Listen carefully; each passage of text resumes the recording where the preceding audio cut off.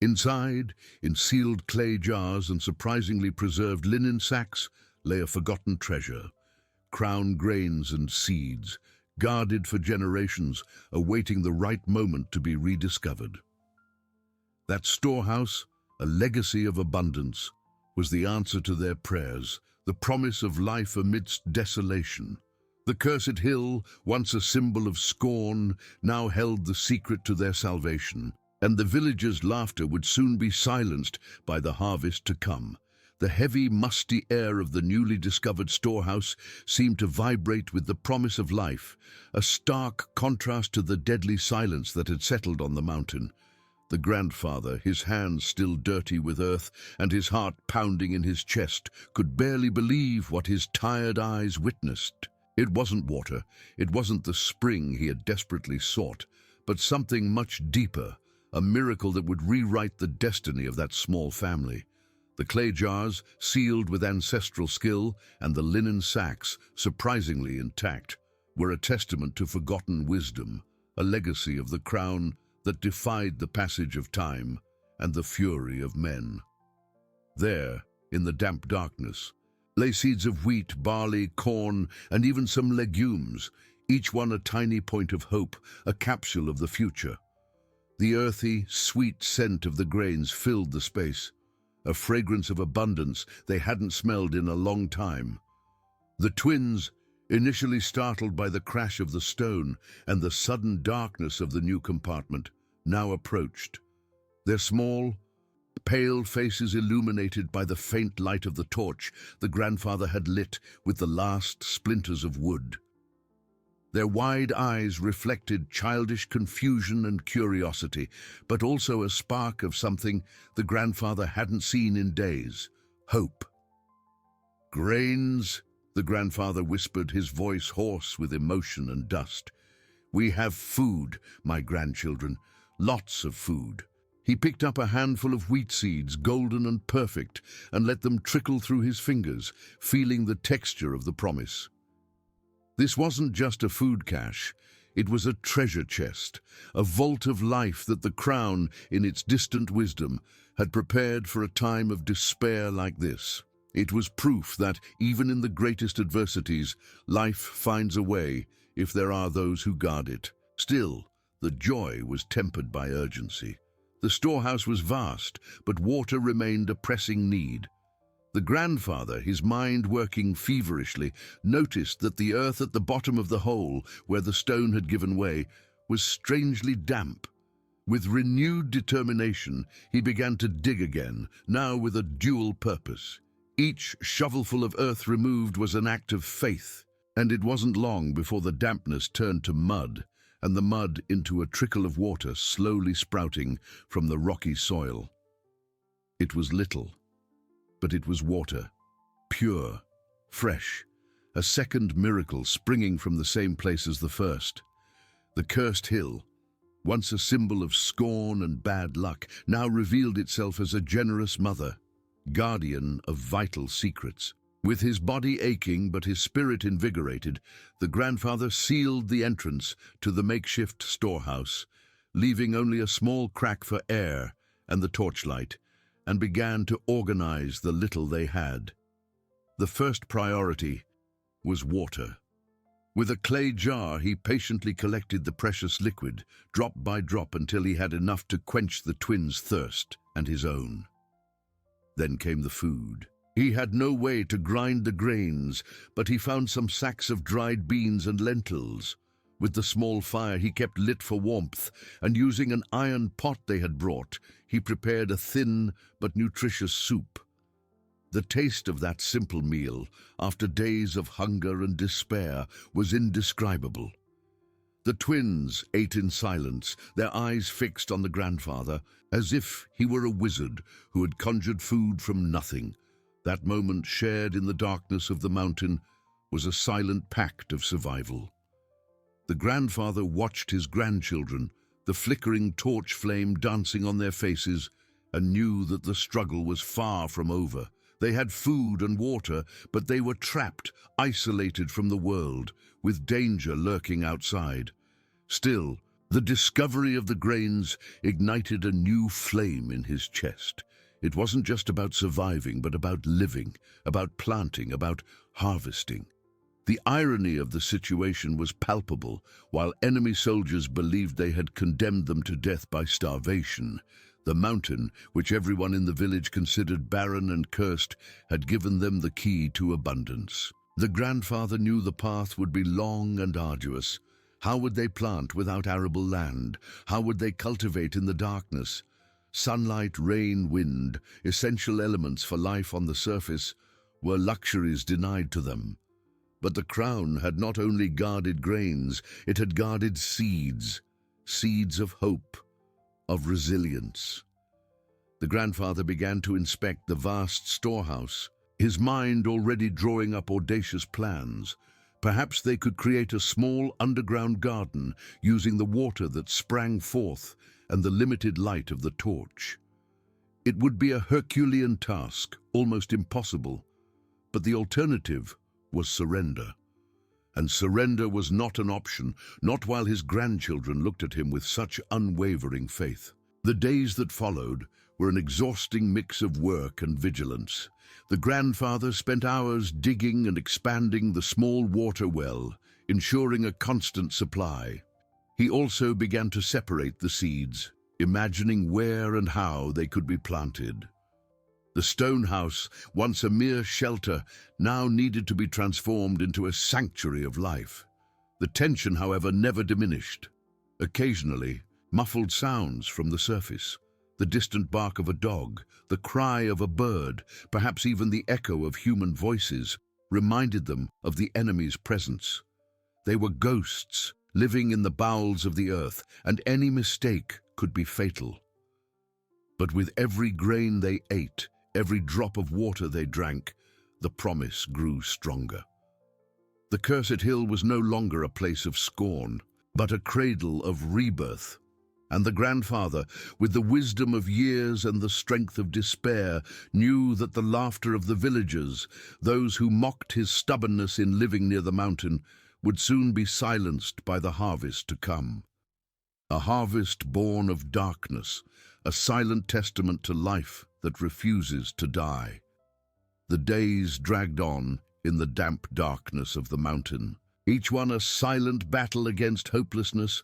The grandfather, with calloused hands and a mind sharpened by urgency, had transformed into an architect of life, a gardener of an underground kingdom. The stone house, once a makeshift refuge, was now a laboratory, a sanctuary where life stubbornly insisted on sprouting against all odds. The first task was the most arduous, preparing the soil. The rocky floor of the cave was infertile, hard as the mountain itself. With the few tools they had brought, a rusty shovel, a sharp piece of metal, the grandfather began to break up the soil, mixing the stone dust with the little softer earth he managed to scrape from the crevices. It was exhausting work, making his muscles scream and his back ache. But the image of his hungry grandchildren was a more powerful engine than any pain. He knew that every fragment of rock removed, every handful of loose earth, was a step towards survival. The twins, with the innate curiosity of childhood, watched the grandfather's every move. They didn't understand the complexity of the task, but they felt the gravity on his shoulders. Soon they began to help, their small hands carrying handfuls of earth, their childish voices breaking the silence with innocent questions that the grandfather answered with infinite patience. For them, it was a new game, an adventure in the darkness. But for the grandfather, it was the construction of a future. The greatest challenge, however, was not the earth nor the water that sparingly flowed from the soil. It was light. The torch, with its flickering flame, was a luxury they couldn't afford to keep constantly lit. The grandfather knew that the seeds needed the sun, the vital energy that only the mother star could offer. He tried everything. He positioned the torch as close as possible to the small plots of earth he had prepared, used smooth stones to try and reflect the light. But it was a lost battle. The darkness was an insurmountable barrier. The tension of the outside world, though invisible, was a constant presence. Muffled sounds reached them, the wind howling on the surface, the rustling of leaves, and at times the more unsettling sound of distant footsteps or human voices that seemed to float on the night breeze. Every noise was a reminder of the threat, a chill that ran down the grandfather's spine. He kept the entrance to the stone house carefully camouflaged, using stones and dry branches, praying that the enemy soldiers, certain they had starved to death, would not return to investigate. Despite everything, the grandfather planted the first seeds, wheat, barley, some lentils. With almost reverent care, he placed them in the damp earth, covering them with a thin layer of soil, as if he were nesting babies. The wait was agonizing. Days turned into a week, then another, and nothing. Hope, which had blossomed with the discovery of the storehouse, began to wither under the weight of uncertainty. He watched the plots of earth every morning, his heart heavy, fearing that all his effort would be in vain. Then, one morning that seemed like all the others, a small miracle happened. In one of the wheat plots, a tiny green tip, almost imperceptible, broke through the surface of the earth. It was fragile, pale from lack of light, but it was life. The grandfather felt a lump in his throat, his eyes moist. He called the twins, who approached with their small, dirt-smudged faces and wide eyes. "Look," he whispered, pointing to the sprout. "Life finds a way." That small sprout, a testament to nature's resilience and the wisdom of the crown that had guarded those seeds, ignited a new flame in the grandfather's chest. It wasn't just a sprout. It was a promise, a symbol that the cursed hill was indeed becoming a cradle of rebirth. That tiny green speck was proof that life, even in the deepest darkness, could flourish. But the joy was tempered by harsh reality. The sprout was weak, and he knew it wouldn't survive without light. It was then that an idea, born of hopelessness and careful observation, began to take shape in his mind. He had noticed that at certain times of the day, a faint beam of light managed to seep through a crack in the ceiling of the stone house, a spot where the rock was thinner or there was a small natural opening. It was a weak light, but it was sunlight. With renewed determination, the grandfather began to work again, no longer on the floor, but on the ceiling. Using his shovel and sharp stones, he began to widen the crack, with meticulous care not to compromise the structure or alert anyone on the surface. It was slow and dangerous work, each blow of the shovel echoing in the cave, each fragment of rock falling with a sound that seemed too loud. He needed more light, more air, but he couldn't risk the safety of his grandchildren. With each passing day, the crack grew a little larger, and the beam of light a little stronger. The sprouts, still few and fragile, seemed to stretch towards that promise of sun.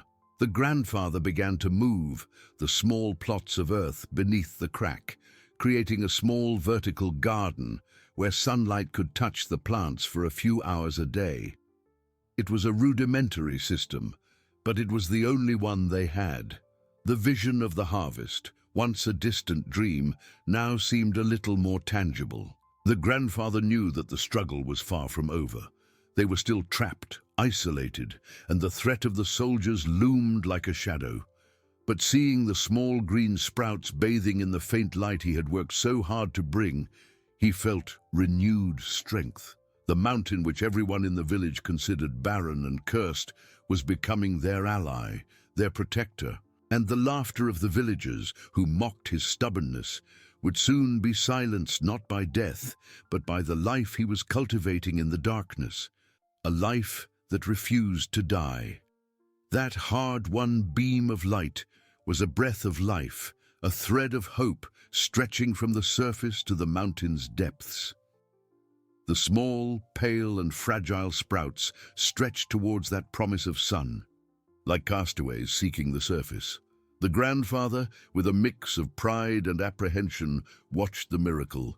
It was a beginning, yes, but a precarious one. The crack in the ceiling, widened with Herculean effort, allowed only a few hours of direct light, and even then it was filtered light, attenuated by the thickness of the rock. Days turned into weeks, and the routine of survival solidified. Each morning, the grandfather moved the small plots of earth, now more numerous, arranged on improvised steps to maximize the light, beneath the crack. It was a slow and silent ballet, performed with the precision of a sacred ritual. He watered the sprouts with the precious water that sprang from the soil, measuring each drop, as if the lives of his grandchildren depended on that meticulous care. And indeed, they did. The twins, though still children, had matured in the darkness. Their eyes, once filled with paralyzing terror, now carried a seriousness that did not belong to their age. They helped the grandfather in every way they could, carrying smaller stones, clearing loose earth, and above all, they were the silent guardians of hope. Their voices, once full of laughter and play, now whispered questions about the growth of the plants, about the promise of a harvest. For the grandfather, each question was a reminder that he could not fail. But the mountain was a relentless master. The constant humidity and penetrating cold were invisible but persistent challenges. The sprouts, even with the light, grew slowly, their leaves thin and yellowish, a testament to the constant struggle against darkness and lack of nutrients. The grandfather knew that the small amount of earth he had managed to scrape and mix would not be enough to sustain a significant harvest. He needed more, much more. The tension of the outside world never diminished. It was a constant shadow, a premonition that hung over them. One night, a louder-than-normal sound echoed through the mountain. It wasn't the howl of the wind, nor the rustling of leaves. It was the unmistakable sound of horse hooves, and worse, human voices too close. The grandfather froze, the twins clinging to him, their hearts beating in unison. He extinguished the torch, plunging them into absolute darkness, and hugged them tightly, praying that the entrance's camouflage would be sufficient. The sounds seemed to come from above, perhaps from an enemy patrol investigating the area, or perhaps just a group of hunters. It lasted what seemed like an eternity, the hooves slowly receding, the voices fading until they became inaudible. When silence finally returned, it was a heavy silence, laden with fear. That incident reinforced the urgency.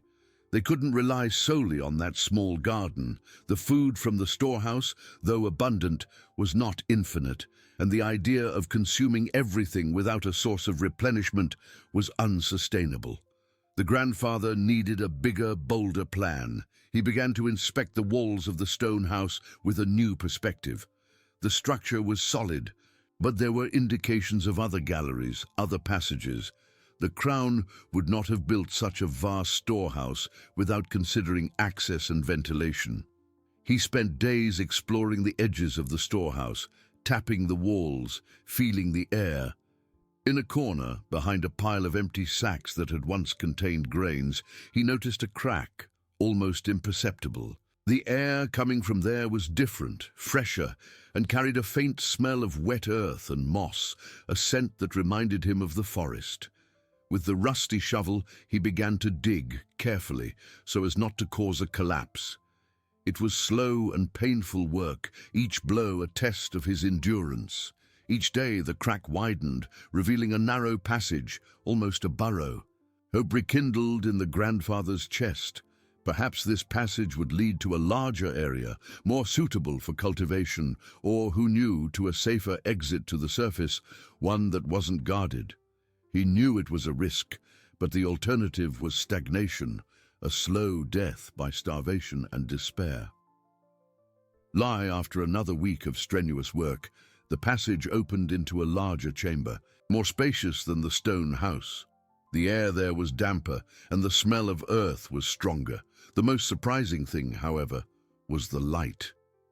It wasn't direct sunlight, but a diffuse, greenish light that seemed to come from above, filtered by some rock formation or dense vegetation. It was faint, but it was constant and much more comprehensive than the small beam he had created. The grandfather felt a shiver run down his spine. The cursed hill, which everyone in the village considered barren and cursed, was revealing itself to be a labyrinth of secrets, an unexpected refuge. That chamber, with its natural light and fresher air, was the answer to his prayers. There, he could expand the garden, create a true cradle of rebirth for the crown's seeds. He called the twins, who approached with wide eyes, marveling at the new discovery. The greenish light bathed their faces, and for the first time in a long time, the grandfather saw a glimmer of genuine hope in their eyes. That place was not just a chamber. It was a promise, a new beginning. The struggle was far from over, but now they had a larger sanctuary, a place where life, indeed, could flourish in the darkness. The grandfather knew that the laughter of the villagers, those who mocked his stubbornness in living near the mountain, would soon be silenced by the harvest to come. A harvest born of darkness, a silent testament to life that refuses to die, and which now had a new home to prosper. The greenish light was a balm, a silent promise descending from the mountain's depths. It wasn't the dazzling glare of the sun, but a soft, filtered glow, as if the very rock above them wept light.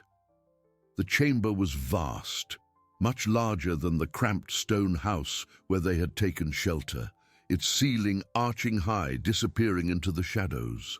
Moss covered the rocks, glistening with perpetual dampness, and the air, though still cool, felt purer, carrying the faint, earthy aroma of the world outside. The twins, usually so reserved, gasped in admiration, their small hands reaching out as if to touch the ethereal light. For the grandfather, it was more than just space. It was breath. It was possibility itself. He ran his calloused fingers over the damp walls, testing the texture, his eyes scrutinizing the source of that miraculous illumination. It seemed to seep through a network of fissures high above, perhaps through a dense covering of roots and soil, acting as a natural filter. This diffusion was crucial. It meant there was no direct blinding beam that could betray their presence on the surface, yet still enough light to nourish life. The initial euphoria, however, quickly gave way to the overwhelming reality of the task ahead. Their precious and fragile sprouts, cultivated with such meticulous care, now needed to be moved. It was a delicate operation, each tiny clod of earth a miniature world of hope. The grandfather, with the twins' eager but clumsy help, began the slow process of transporting the soil and nascent plants. They improvised rustic baskets from reeds found in the older sections of the storehouse, lining them with damp cloths to protect the delicate roots.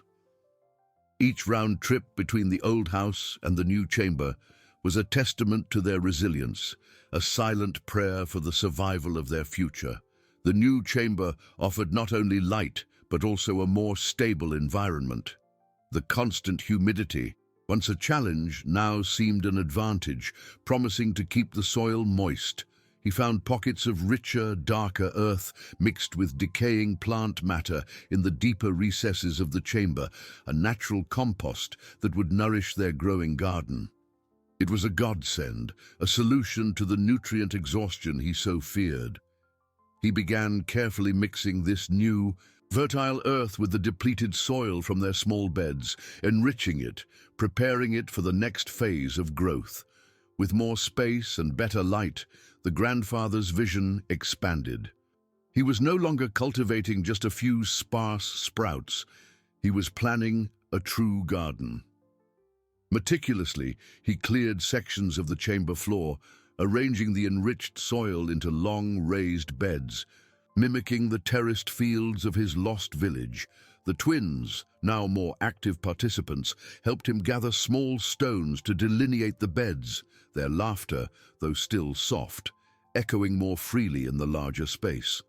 The crown's seeds from the storehouse, once used sparingly, could now be planted with a renewed sense of purpose. Wheat, barley, lentils, he sowed everything, each seed a tiny promise of sustenance, but the new environment, while offering solutions, also presented new and subtle challenges.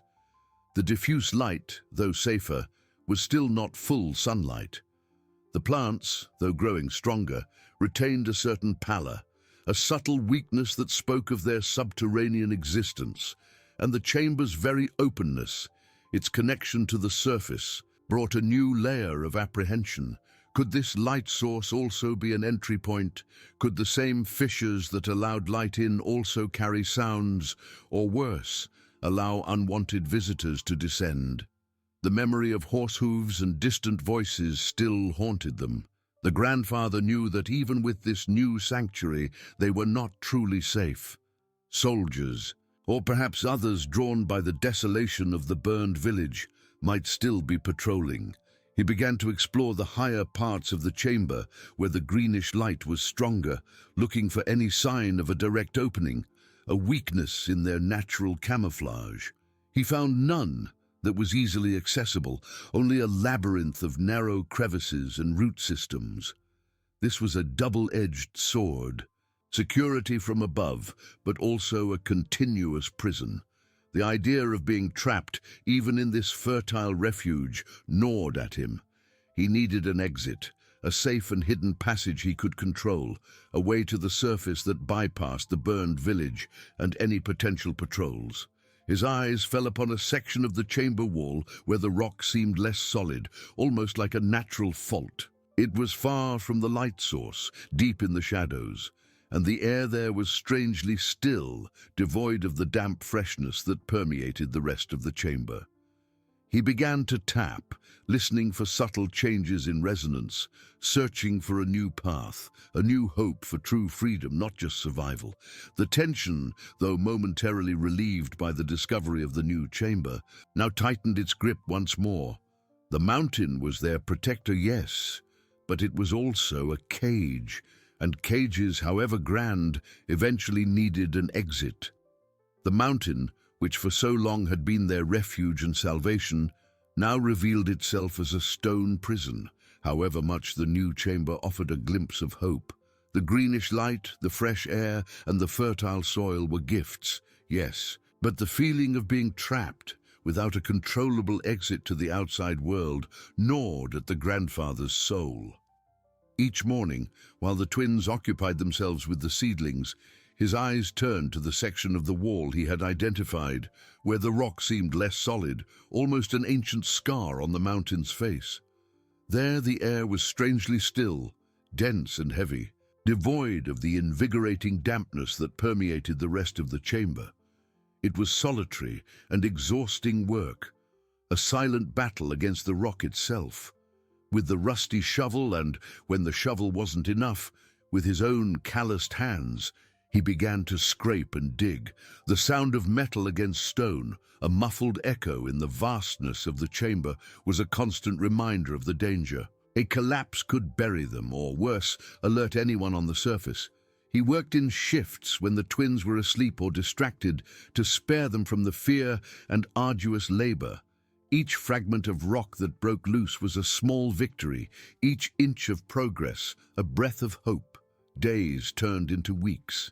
His shoulders ached, his hands bled, but the image of the twins' faces, the memory of the burning village, propelled him. The initial, almost imperceptible fissure began to widen, revealing a vein of softer, almost sandy rock that extended into the depths. The smell of the air changed again, becoming more mineral, colder, with a metallic tang he couldn't identify. It was the smell of the unknown, of untouched darkness. After a Herculean effort, the wall gave way. Not with a crash, but with a soft crumbling, revealing a narrow passage, almost a crevice that sloped steeply downwards. The darkness there was absolute, deeper than any they had encountered, and the air coming from within was icy, carrying a distant echo of a sound he couldn't discern. It was a dripping sound, or perhaps a faint whisper of wind in a confined space. With the makeshift torch, he ventured into the crevice. The space was tight, barely allowing him to pass. The rock was damp and slippery, and he had to brace himself against the walls to keep his balance. The passage snaked, descending deeper and deeper, and the grandfather felt the mountain's pressure on him. The fear of being trapped, of the passage collapsing, was a constant shadow. But the need to find an exit was stronger. After what seemed like an eternity of crawling and squeezing, the passage opened into a small cave, more a niche than a chamber.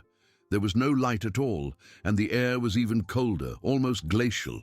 But what caught his attention was the sound. The distant whisper he had heard in the crevice was now clearer. A constant murmur of water and, more distinctly, a low, vibrant hum, like that of a swarm of insects, but much deeper and more constant. He raised the torch, its flame flickering in the dampness. The cave was small, with irregular walls and a floor of damp gravel. In the center, there was a small pool of crystal-clear water from which the dripping sound seemed to come. But the hum seemed to come from an almost imperceptible crack in the ceiling, from which a current of icy air descended. As he approached, he realized it wasn't an insect hum, but the sound of wind, a strong wind, channeled through a tiny opening somewhere far above. That crack in the ceiling, however small, was proof of a more direct connection to the outside. It wasn't an exit, not yet, but it was an indication, a promise. The wind passing through it was the mountain's breath, and it carried the scent of pines and fresh earth, the smell of the world outside, a smell he hadn't felt in months. Hope, once a small sprout, now blossomed in his chest. However, the joy was quickly tempered by reality. The crack was too high to reach and too narrow to pass through. And the sound of the wind, though promising, was also a danger. If the wind could enter, their sound could escape. The constant hum could be an alert, a beacon for anyone on the surface. The tension tightened again. They had found a path, yes, but it was a treacherous path, one that would require even more effort and ingenuity. The grandfather knew he couldn't simply widen the crack. That could compromise the mountain's structure, or worse, create an opening that was too obvious. He needed an exit that was secret, one that could be used and then sealed without a trace. His eyes scanned the small cave, looking for any other anomaly, any other sign. He noticed that the water from the pool seemed to flow into a crack in the floor, disappearing into the depths. It was an underground watercourse, perhaps a stream. An idea began to form in his mind, bold and dangerous. Water always finds its way. If he could follow the watercourse, perhaps it would lead them out of the mountain to a safe and discreet place, away from the soldiers' eyes. But that would mean plunging into an even greater darkness, into a labyrinth of damp and cold tunnels, not knowing what awaited them. The mountain, with its secrets and dangers, continued to challenge them, promising freedom but demanding a high price. The journey was far from over. The true escape was just beginning. The grandfather returned to the main chamber, his heart pounding with a mixture of hope and dread. The idea of following the watercourse was tempting, but also the riskiest. The absolute darkness, the biting cold, the uncertainty of the path. All of it weighed heavily on him. How could he protect the twins in such a hostile environment? They were small, fragile, and the mountain did not forgive weaknesses. He spent the following days in a whirlwind of thoughts, watching the twins as they played, their innocent laughter a constant reminder of what was at stake. With each look at their faces, the decision solidified. Staying was a slow death, a prison that would eventually be discovered or become unsustainable. The risk of leaving, however terrible it might be, was the only chance for true freedom. Preparation began in secret. He needed light, and the improvised torches would not be enough for a plunge into aquatic tunnels. With wax, he had collected from old candles found in the Crown's storehouse, and using dried plant fibers as wicks, he began to make small oil lamps using mollusk shells as containers. They would burn longer and, with a little clay for sealing, could be more water-resistant. Next, he needed a means of transport. The water in the tunnels would be shallow in some places, deep in others. He couldn't carry the twins all the time. His eyes fell upon some thin, dry logs that had been used to prop up the entrance to the grain chamber. With the rusty knife, he began to trim them and tie them together with vines he had found in the damper parts of the chamber, forming a small, rustic raft. It would be unstable, but enough to carry one of the twins or some provisions. Food was another concern. He dried a portion of the grains and lentils, creating a nutritious paste that could be stored in small cloth bags. Water wouldn't be a problem, but its purity would. He taught the twins to boil water whenever possible, even if it was just for drinking. The hardest part was explaining it to the twins. He couldn't lie, but he also couldn't scare them. He sat with them, his calloused hands holding their small ones, and spoke of the great journey, an adventure to find a new home, a place where they could see the sun again. He described the water as a magic river that would carry them out of the mountain, a secret path only they knew. The twins' eyes, though a little apprehensive, sparkled with the promise of an adventure. When everything was ready, the grandfather made a final inspection of the small cave. The crack in the floor, through which the water drained, seemed both inviting and threatening. He tied a long, improvised rope to a rocky outcrop, the other end fastened to the raft. It would be his guide, his lifeline. With a final breath, he lit one of the oil lamps, its flame flickering faintly against the abyssal darkness. The water was icy, and the smell of wet rock and earth was dense. He could no longer postpone it. Freedom awaited them, or the mountain would swallow them forever. The true journey, the most dangerous of all, was about to begin. The trembling flame of the oil lamp was a heart beating in the abyss, a tiny point of light against the darkness that seemed to swallow everything. The grandfather took a deep breath, the icy air burning his lungs, and plunged into the crack. The water was a shock, an icy embrace that stole his breath, but he forced himself onward, feeling the slippery gravel beneath his feet. The rope, his only link to the chamber, stretched taut, a tangible reminder of the way back and the way forward. He groped his way, the oil lamp held high, revealing a tight passage, almost a natural tunnel, where the water reached his waist. The walls were damp and cold, constantly dripping, and the sound of rushing water was amplified, a constant whisper that both promised and threatened. It was a labyrinth, a stone womb, and with each step the feeling of being swallowed by the mountain increased. With the initial passage explored and the rustic raft ready, it was time to bring the twins. He returned, his body trembling with cold, but his heart warmed by determination. The little one's eyes, wide in the gloom, watched his every move. He picked them up, one at a time, and carefully placed them in the small raft. It was unstable, rocking precariously on the dark water, but it was the only way. "Hold on tight, my little adventurers," he whispered, his voice hoarse, trying to infuse courage he barely felt.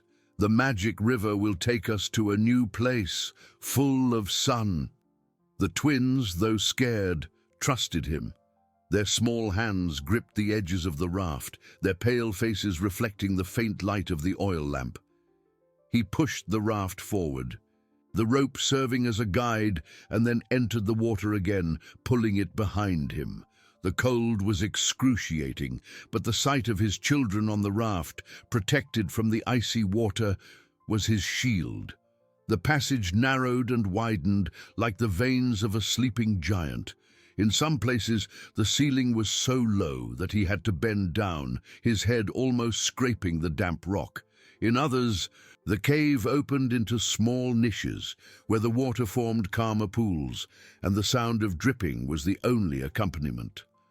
The lamp's light danced on the walls, creating ghostly shadows that seemed to move and watch. Time lost its meaning. Hours dragged like days, and every meter covered was a victory against darkness and despair. The smell of wet rock and earth was constant, occasionally mixed with a metallic odor he couldn't identify, but which added an extra layer of apprehension. The raft, though simple, proved essential. When the water grew deeper, he swam, pulling it. When it was shallow, he pushed it, his feet slipping on the rocky bed. The twins, exhausted, often fell asleep on the raft, their small bodies cradled by the gentle movement of the water, their light breaths a balm for the grandfather's tormented soul. But danger was a constant shadow. At one point, the current grew stronger, threatening to capsize the raft. The grandfather clung to a rocky outcrop, his muscles burning, and managed to stabilize the small craft, his heart pounding erratically. The twins woke with a start, their eyes full of tears. But he calmed them with gentle words and the promise that they were almost there. With each turn of the tunnel, hope and fear alternated. What if the passage ended in a dead-end underground lake? What if the mountain collapsed on them? The pressure of the rock above was almost palpable, an invisible weight that seemed to crush them. He used the oil lamps sparingly, lighting them only when the darkness became unbearable or when he needed to check the path. Most of the journey was made in semi-darkness, guided only by the sound of the water and the feel of the rope in his hands. Each time a lamp extinguished, the ensuing darkness was denser, more terrifying. At one point, the passage opened into a larger chamber, its ceiling so high that the lamp's light barely reached it. The sound of the water here was different, a cavernous echo that seemed to come from all directions. In the center of the chamber, there was a kind of rocky island, a temporary refuge from the icy water. He guided the raft there, exhausted, and helped the twins disembark. "Let's rest here for a bit," he said, his voice almost a whisper. "We're doing well, very well." As the twins huddled together, trembling with cold, the grandfather lit another oil lamp. The flame revealed the chamber walls covered in strange rock formations like stalactites and stalagmites meeting, forming grotesque pillars. The air here was stiller, heavier, and the metallic smell was stronger. His eyes, accustomed to the darkness, swept the chamber. The water seemed to flow into a narrower opening on the other side, but there was something else. A faint, almost imperceptible glow came from a crack in the ceiling, far above. It wasn't the crack he had found before, but another, even more distant. And with the glow came a sound. A faint, muffled, but unmistakable sound. It was the sound of wind, yes, but also a sound of voices. Distant, unintelligible, but definitely human. The grandfather's heart stopped. Soldiers. They were on the surface, perhaps patrolling, perhaps camped near the exit he hoped to find. The mountain, which had been their sanctuary, now seemed like a trap. The hope of freedom, which had blossomed, withered in his chest, replaced by an icy dread. They had escaped the prison of the chamber, yes, but now they were in a corridor of dangers, with the threat of soldiers above and the uncertainty of the mountain below. The journey was far from over, and with each step, the price of freedom seemed to increase. The grandfather's blood ran cold. The faint glow, the distant whispers carried by the wind, it was a cruel mockery of the freedom he so desperately sought. Soldiers. The word was an ember, burning fear into his soul. He had fled from them, buried himself and his grandchildren alive to escape their brutality, only to find their shadow extending into the heart of the mountain. He pressed himself against the cold, damp rock of the island, pulling the twins closer. Their small bodies trembled, not just from the cold, but from the unspoken terror that now permeated the air. He covered their ears with his hand, as if to shield them from the distant sound, though he knew it was futile. Their innocent eyes, wide and questioning, looked up at him, reflecting the flickering lamplight and his own deep despair. The metallic scent in the air, which he had ignored before, now took on a sinister meaning. It wasn't just the mountain's minerals. It was the smell of steel, of armor, of weapons. The wind, once a promise of the outside world, now carried the icy air of their presence. He strained his ears, trying to decipher the muffled sounds. Were they marching, setting up camp? The voices were too indistinct, too fragmented by rock and water to tell. But they were there, a living, breathing threat, just beyond the veil of stone. His mind raced, a frantic torrent of possibilities and impossibilities. To go forward was to walk directly into the beast's jaws. They would be seen, captured, or worse. The thought of the twins falling into their hands was a torment more agonizing than any physical pain. But to retreat, to return to the labyrinthine darkness, to the precarious safety of the grain chamber, seemed an admission of defeat, a return to a slow, certain death. He had promised them the sun, a new home. How could he break that promise now? He extinguished the oil lamp, plunging them into near total darkness, hoping to make them less visible, even to an unseen eye. Only the faint, almost imperceptible glow from the distant crack remained, a small beacon of danger. The silence that followed was heavy, broken only by the dripping water and the frantic pounding of his own heart. He could feel the twins' shallow breaths against his chest, their small hands clutching his tunic. He forced himself to calm down, to think. Panic would serve no one. He was an old man, but his mind was still sharp, honed by years of hardship. He had to analyze, observe. The crack was high, almost in the cave's ceiling. It was likely a natural fissure, not a direct passage. The sounds and light came through it, not from it. This meant the soldiers were likely above them, on the surface, or in a higher part of the mountain, perhaps near a main entrance or a patrol route. He slowly, carefully lit another oil lamp, shielding its flame with his body. He needed light to see, to plan. His eyes swept the vast chamber again, looking for any other opening, any hidden path that might offer an alternative. The main water flow continued into a narrower passage on the opposite side of the island. That was the path he intended to follow, the one that led to the surface and now to the soldiers. But what about the other options? He moved stealthily around the small rocky island, his gaze sweeping the damp, moss-covered walls. The stalactite and stalagmite formations created grotesque shapes, but also potential hiding places. There, hidden behind a particularly dense cluster of rock pillars, almost obscured by a curtain of dripping moss, was a smaller opening. It was barely wider than his shoulders, and the water flowing into it was shallower, almost a trickle compared to the main current. It seemed less promising, less like a primary route.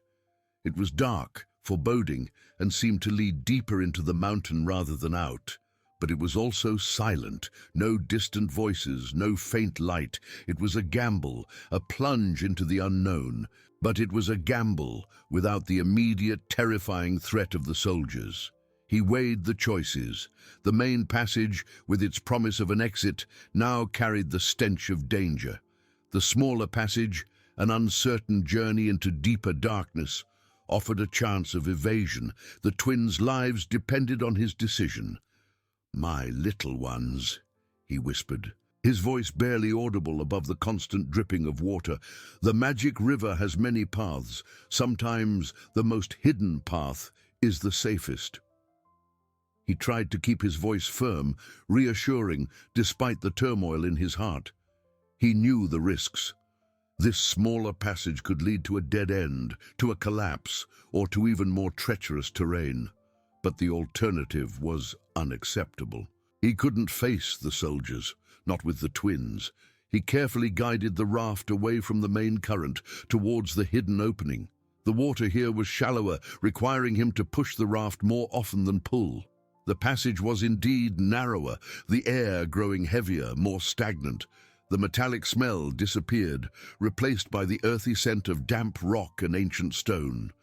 The twins, sensing his renewed urgency and the change in direction, clung to each other, their small faces marked by a mixture of fear and trust. He kept the oil lamp low, its flame barely illuminating the immediate surroundings, conserving his precious oil. As they entered the smaller tunnel, the sounds of the main chamber, including the faint, distant voices, were swallowed by the rock. The darkness here was absolute, pressing in on them from all sides. He could feel the weight of the mountain above and around them, a colossal and indifferent presence. This was a true plunge into the unknown. He had no map, no guide, other than the faint current of water beneath the raft. Every turn was a guess, every step a prayer. The cold was relentless, seeping into his bones. But the burning need to protect the twins propelled him, pushing him forward. He was no longer seeking a direct exit, but simply a path away from the soldiers, a path that might eventually lead them to safety, no matter how circuitous or long.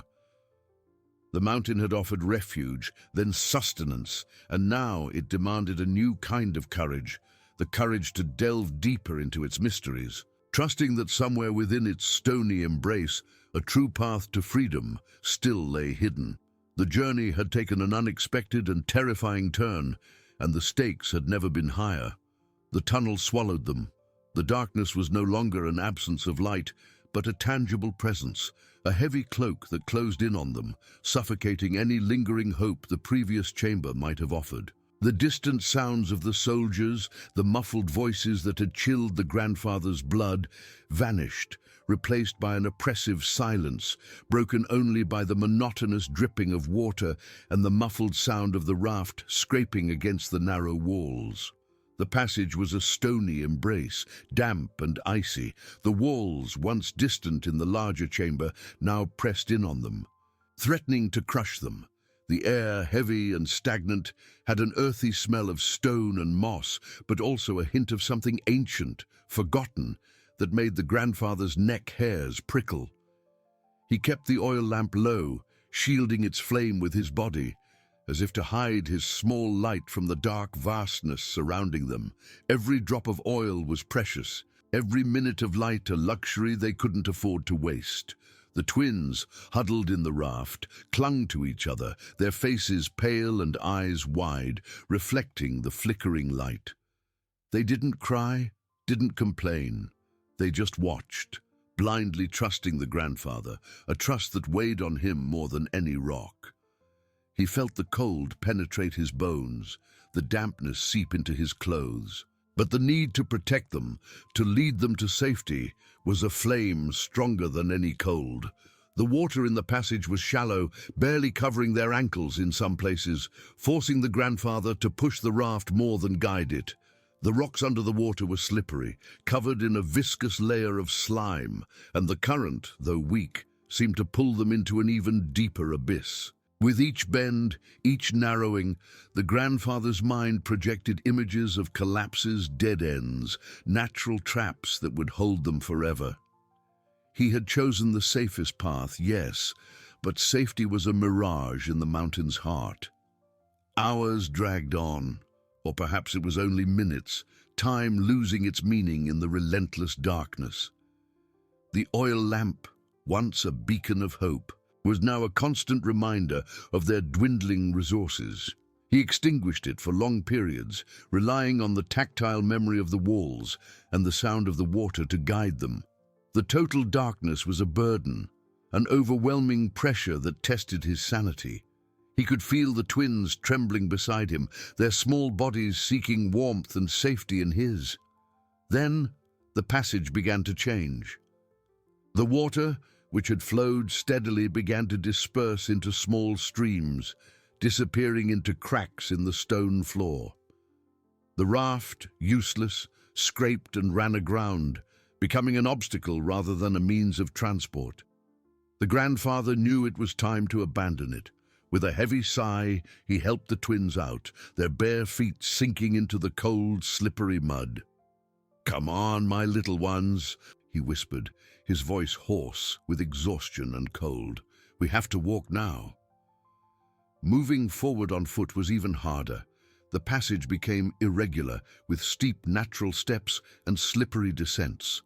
The walls, once smooth, were now adorned with jagged rock formations, like the teeth of a sleeping beast. The smell of damp earth and ancient stone intensified, mixed with a metallic aroma different from before, more subtle, almost sulphurous. And then they saw, or rather felt. The oil lamp, lit for a brief moment of necessity, revealed something unnatural. They weren't stalactites or stalagmites. They were markings, lines etched into the rock, almost erased by time and dampness, but unmistakable. Geometric patterns, symbols the grandfather had never seen before, but which spoke of an ancient presence, of human hands that had worked in those depths long before them. The grandfather's heart leaped. These weren't just natural formations. There was something more here. The mountain was not just a hiding place, but a repository of even deeper secrets. The markings led to a smaller, almost imperceptible opening, hidden behind a thin cascade of water dripping from a crack in the ceiling. It wasn't a passage out, but it seemed to lead inward into the heart of the mountain. He hesitated. Exhaustion weighed on him. Hunger gnawed at his stomach, and the cold was a constant torture. But curiosity, the intuition that something important lay there, propelled him. He knew that every step inward was a step away from the surface, away from the sunlight he had promised the twins. But the soldiers were out there, and here, in this ancestral darkness, there was a mystery, perhaps a new hope, or perhaps just another dead end. With the twins clinging to his hands, he squeezed through the opening, the icy water running down his clothes. The sulphurous smell grew stronger, and the air strangely became warmer. The passage opened into a small, almost perfectly round chamber, its walls covered with the same enigmatic markings. In the center, there was a low stone structure, like an altar or a table, and upon it something glowed. It was not gold nor silver. It was a dull, greenish glow that seemed to emanate from the stone itself. As he approached, the grandfather realized the structure was a pedestal, and upon it rested a sphere, a crystal sphere, or perhaps one made of a semi-precious stone that radiated a faint, almost pulsating light. It was an object of beauty and mystery, completely out of place in the raw darkness of the mountain. The twins for a moment forgot the cold and fear, their small eyes fixed on the glowing object. The tension didn't lessen but shifted. It was no longer the terror of the soldiers but apprehension before the unknown, the ancient, the inexplicable. The grandfather knew he had stumbled upon something the mountain had guarded for centuries, perhaps millennia. The journey to freedom had transformed into a descent into a labyrinth of secrets, and he had no idea what else awaited him in the depths. With each step, the mountain revealed a new layer of its existence, and with each revelation, the twins' lives seemed to hang in an even more precarious balance. The sphere glowed, a greenish heart pulsating in the ancestral darkness. It wasn't the cold, pale light of the oil lamp, nor the fleeting flash of distant lightning. It was a living light that seemed to breathe, filling the small chamber with an ethereal splendor that pushed back the shadows, but not the mystery. The grandfather felt a shiver run down his spine, a mixture of fascination and dread. His eyes, accustomed to the gloom, strained to decipher the secrets the sphere's light seemed to promise. The twins, for a moment, forgot the cold and hunger, their small faces illuminated by the strange luminosity, their eyes wide in silent admiration. The tension had not lessened, but transformed. The immediate terror of the soldiers had been replaced by a deeper, older apprehension. What was it? A treasure, a trap, a sign of something far greater than he could comprehend. The mountain, which once seemed a crude refuge, now revealed itself as a guardian of secrets, a labyrinth of wonders and dangers that defied his understanding. He approached the pedestal, each step cautious, as if the floor might give way or the sphere might react unexpectedly. The sulphurous smell intensified, and the air strangely grew warmer, as if the rock itself were alive, heated by an internal source. The markings on the walls, once almost erased, now seemed to vibrate under the greenish light, their geometric patterns gaining a depth and meaning they previously lacked. They were symbols of a forgotten civilization, of knowledge lost in the depths of the earth. Extending a trembling hand, the grandfather hesitated. Touching the object felt like a sacrilege, an intrusion. But curiosity, the need to understand, was stronger than fear. His fingers brushed the sphere's smooth, cold surface. The instant contact was made, a low, deep hum echoed through the chamber, coming not from the sphere, but from the mountain itself, as if the rocks were awakening from a millennial slumber. The sphere's greenish light intensified, pulsating more strongly, and the symbols on the walls began to glow with a pale golden hue, like veins of liquid gold running through the stone. The hum grew, transforming into a vibration he could feel in his bones. The twins let out a small cry of surprise, clinging to each other, but their eyes remained fixed on the sphere, hypnotized. Then something extraordinary happened. The sphere's light not only illuminated the walls, but seemed to project something onto them. They weren't clear images, but outlines, lines that moved and connected, forming an ethereal map. A map of the mountain, revealing hidden passages, secret chambers, and a specific point marked by a more intense glow that seemed to be even deeper in the heart of the rock. The grandfather could barely believe what he saw. The sphere was not just an object of beauty, but a guide, a key to the mountain's secrets.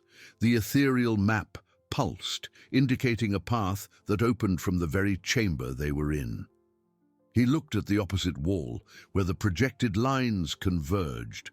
There, where before there had only been solid rock and ancient markings, a fissure began to form, slowly and silently.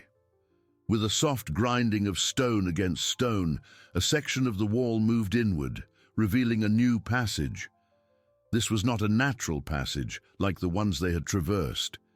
It was a perfectly carved opening, with smooth edges and a symmetrical arch, clearly the work of human hands, but from an era so remote it seemed magical. The air coming from within was even warmer, and the sulphurous smell mixed with a sweet, earthy aroma, like that of freshly tilled soil. The sphere's light dimmed slightly, as if its task was complete, but the projected map remained, pointing to the new passage. The grandfather felt a mix of relief and apprehension. The mountain had answered his plea for a path, but where would it lead? The intuition, the same one that had guided him to the stone house, and then to the grain storehouse, now propelled him forward. This was the way. "My little ones," he whispered, his voice hoarse with emotion. "The mountain shows us the way, a path to a safe place. I feel it." He tried to convey confidence, but his heart pounded erratically. With each step inward, they moved further from the surface, from the sunlight, from the life they knew. But they also moved away from the soldiers, from destruction, from death. With the twins clinging to his hands, he guided them into the new passage. The floor was smooth and flat, a stark contrast to the slippery, irregular rocks they had faced. The walls were adorned with the same enigmatic symbols, but here they seemed sharper, more vibrant, as if the mountain were whispering its history. With each step, the sphere's greenish light, now fainter, seemed to guide them, subtly projecting the map ahead of them. The passage stretched into what seemed to be a gentle descent, the temperature gradually rising. The grandfather could feel the mountain's energy around him, a powerful and ancient presence. He didn't know what awaited them at the end of that path, but a new hope, fragile as the flame of his almost exhausted oil lamp, rekindled in his chest. The mountain was not just a hiding place. It was a sanctuary, a guardian of secrets that could be the key to his family's survival. The journey had deepened, and the stakes, though different, were as high as before. They were now on a path that the mountain itself had revealed, a path that promised to lead to something grand, or to an even deeper abyss. The warm, humid air embraced them like a cloak, a welcome relief after the chill of the previous passages. The grandfather, with the twins still clinging to his hands, felt the smooth, cool floor beneath his feet, a welcome contrast to the roughness of the earlier rocks. The perfectly carved walls displayed the same enigmatic symbols, but here they seemed sharper, more vibrant, as if the mountain itself were whispering its story through the stone. The sphere's greenish light, now fainter, seemed to guide their steps, subtly projecting the map ahead of them, an ethereal trail extending into the unknown. The symbols on the walls were not mere decorations, they told a story. Images of humanoid figures, with elongated and elegant forms, seemed to interact with lush plants and strange creatures, some winged, others serpentine, all bathed in a light that emanated from the very soil. It was a tapestry of a forgotten world, an underground ecosystem that defied all logic he knew. The descent continued for what seemed an eternity, but the monotony was broken by the growing complexity of the symbols and the transformation of the environment. The air became humid, almost dense, and the grandfather felt dampness on the walls, but not the cold, slippery dampness they had faced before. It was a warm, vital humidity that seemed to nourish the air.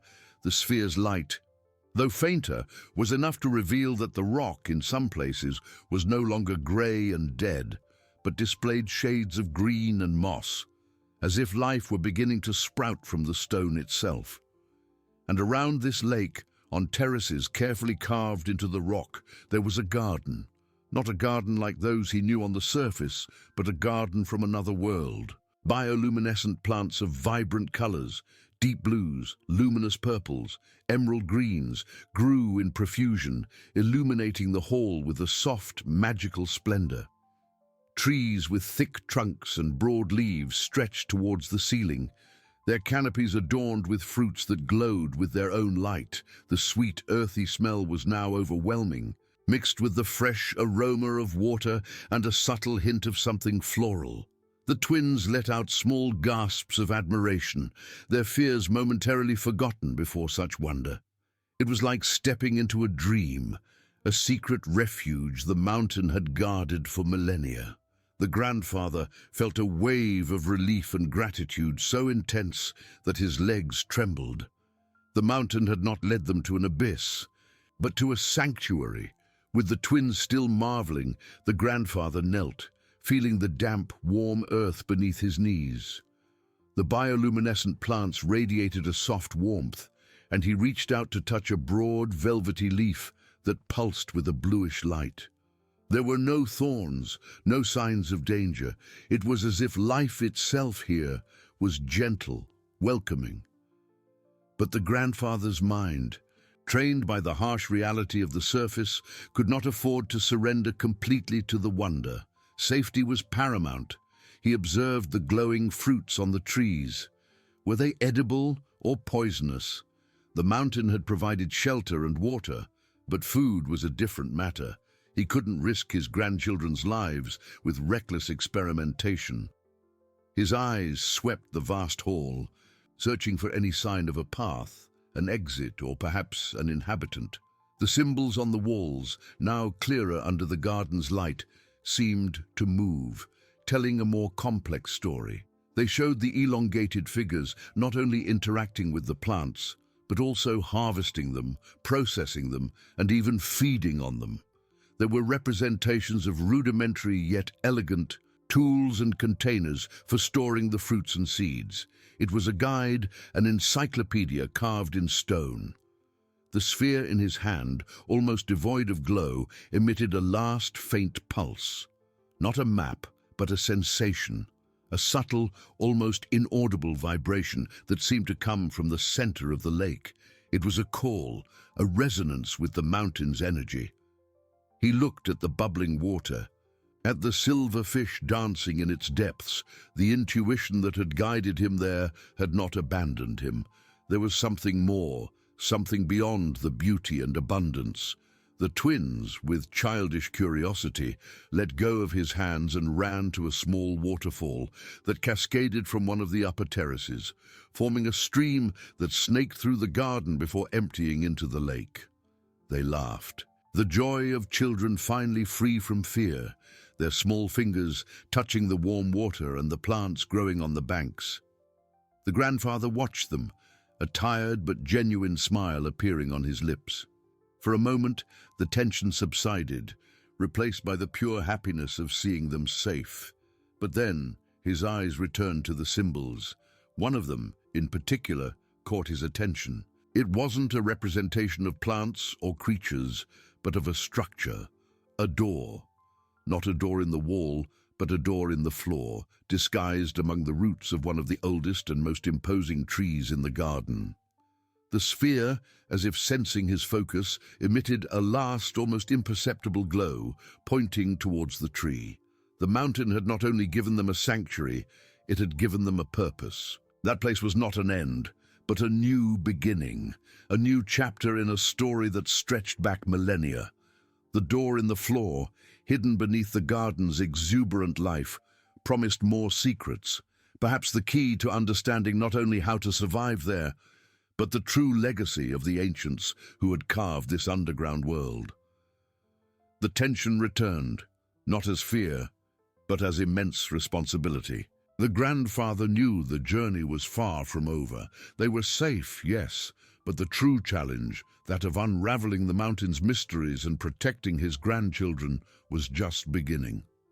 The mountain had spoken, not with words, but with the stillness of a sanctuary and the promise of a secret. The grandfather, his knees still in the damp, warm earth, felt the sphere's last breath in his hand. It had been a guide, an ethereal map, and now an endpoint. But the endpoint of one chapter was the beginning of another. His eyes, which had scanned the symbols on the walls in search of answers about life and death, now fixed on a single drawing, the door in the floor, disguised among the roots of the oldest tree. It was a monumental tree, its trunk so wide it would take several men to embrace it, its bioluminescent leaves casting a blue-green glow upon the soil. The roots, thick as sleeping serpents, intertwined in a complex, almost organic pattern, yet with a symmetry that betrayed intentional intervention. The door was not a fissure, but a carefully carved section of the rock itself, camouflaged with moss and small plants that seemed to have grown there to conceal it. The twins, still enchanted by the waterfall and the silver fish, did not notice the shift in the grandfather's focus. They laughed, their childish voices echoing softly in the vast hall, a melody of hope he hadn't heard in a long time, but the grandfather couldn't afford to lose himself in the beauty. The mountain had offered a refuge, but it also demanded understanding. That place was not just a garden, it was an enigma, and the door was the next piece. With a sigh that carried the weight of his responsibility, the grandfather rose. His steps were cautious as he approached the tree. Every fiber of his being warned him to be careful, but intuition, that same force that had led him there, propelled him forward. He touched the roots, feeling the roughness of the stone and the softness of the moss. The sphere, now completely extinguished, seemed a useless weight in his hand, but its presence was still a reminder of the path traveled. The symbols near the tree were different. They didn't show plants or creatures, but complex geometric patterns, intertwined with the elongated figures of the ancients. They looked like instructions, a pictorial manual for operating something. He ran his fingers over the stone, feeling the indentations and protrusions. There was a central point, a circular depression that seemed to beg to be touched. With hesitation, the grandfather pressed the point. Nothing happened. He tried again, with more force. Still nothing. Frustration began to surface, but then he remembered the sphere. It had been the key to the map, the source of light. What if the door's mechanism required a similar source of light or energy? He looked at the extinguished sphere. It was useless, But the garden. The garden pulsed with light. He looked at the bioluminescent plants, at the golden lake. The energy was there, everywhere. He returned to observing the symbols. One of them showed a figure extending a hand towards a plant that glowed intensely. It was a transfer, a connection. The grandfather reached out to one of the blue leaves growing near the tree. As he touched it, he felt a soft vibration, a warmth spreading through his palm. He brought his hand back to the circular point on the stone, still feeling the plant's energy. This time, upon pressing, a low, deep hum reverberated through the floor. The tree's roots, which had seemed immobile before, began to move, slowly twisting, as if waking from a millennial slumber. The grandfather recoiled, pulling the twins close, who now watched with a mixture of fear and fascination. The hum grew louder, and the earth beneath their feet trembled softly. The roots drew back, revealing the edges of the door. It wasn't a wooden or metal door, but a perfectly fitted stone slab with runes that glowed with a faint light as the mountain's energy activated it. With a slow, heavy groan, the stone slab began to sink, revealing an even deeper darkness. The smell emanating from the opening was not the sweet aroma of the garden, but a dry, ancient air, laden with the scent of stone and something else, something the grandfather couldn't identify, but which evoked the feeling of knowledge guarded for ages. The tension was palpable. The door had opened, but what lay beyond?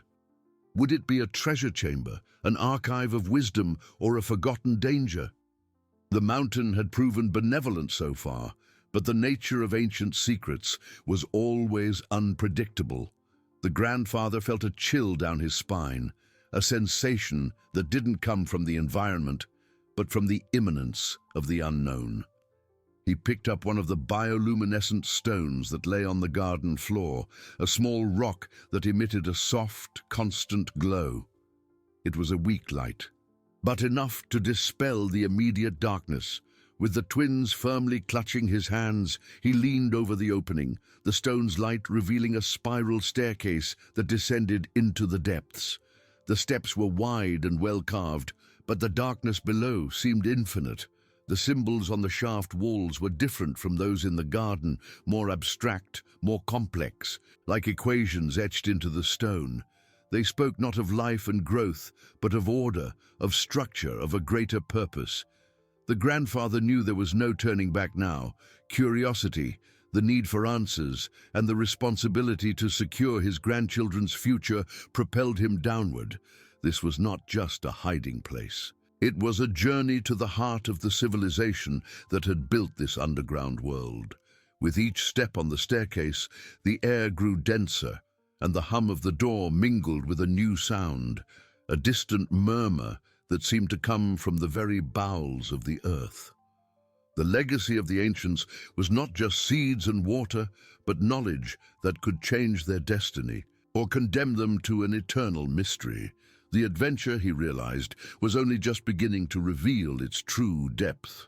The descent was a spiral into the mountain's heart, a vortex of stone and darkness that seemed to swallow the faint light of the bioluminescent stone in the grandfather's hand.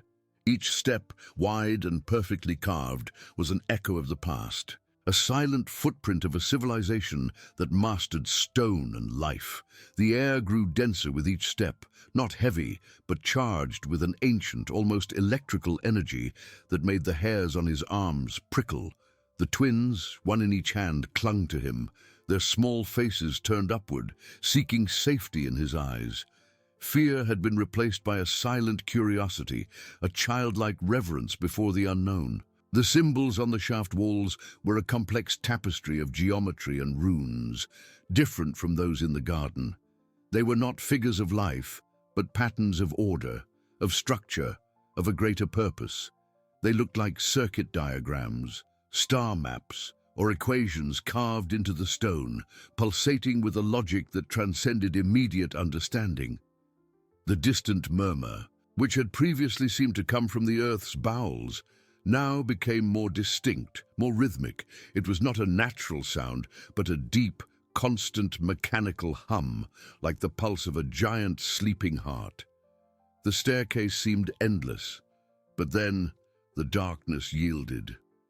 Not to sunlight, but to an ethereal, soft, bluish glow that emanated from a vast chamber below.